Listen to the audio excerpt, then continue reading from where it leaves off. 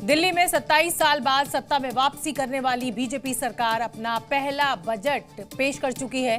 BJP नेताओं का दावा है कि इस बजट में चुनावी संकल्प पत्र की झलक है, लेकिन उससे अलग इस बजट को शक्तिशाली बजट का नाम दिया जा रहा है, क्योंकि इस बार रेखा गुप्ता सरकार का बजट करीब 1 लाख करोड़ का है, जो पिछले बजट के मुकाबले 31% ज्यादा है, जिसे सबका साथ सबके विकास का नाम दिया गया है।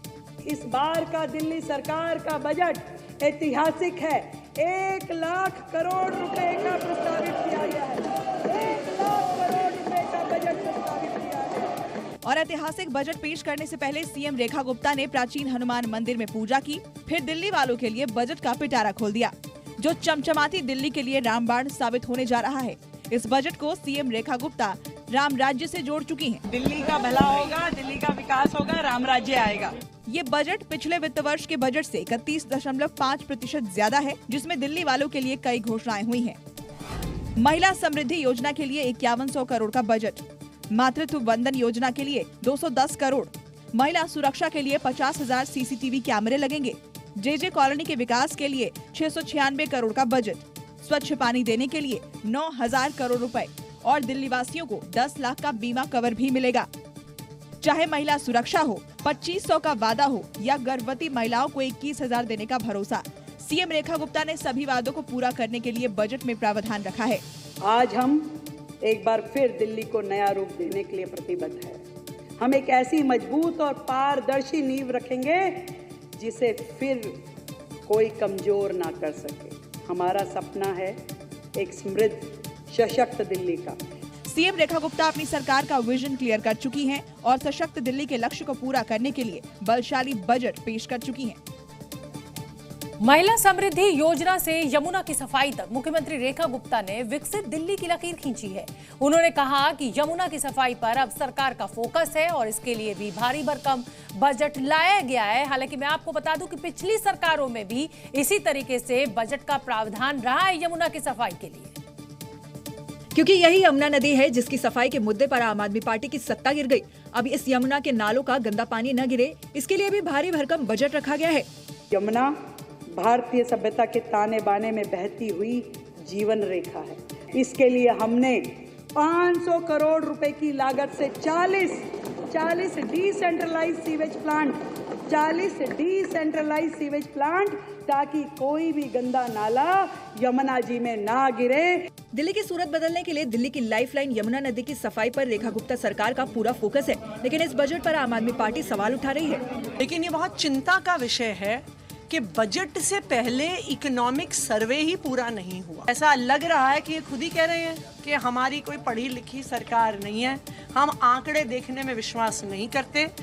उधर सीएम रेखा गुप्ता का आरोप है कि दिल्ली की पिछली सरकार ने सीवर ट्रीटमेंट प्लांट पर कभी ध्यान नहीं दिया, उस पर कभी खर्च नहीं किया।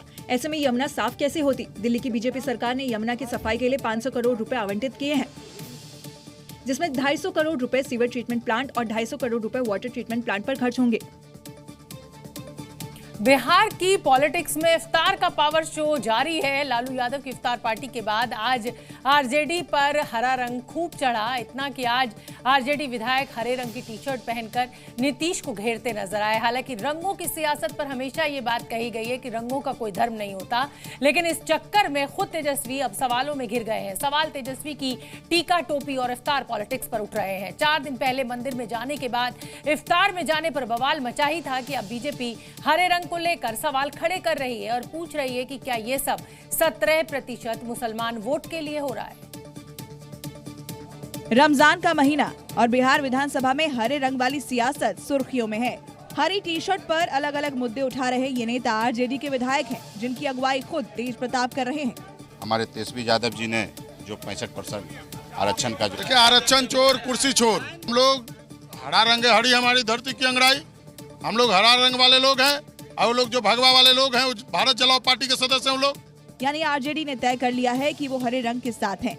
इशारे में कहें तो हरा रंग किस खास समुदाय से ताल्लुक रखता है कहने की जरूरत नहीं, लेकिन सवाल ये, क्या हरा रंग अचानक?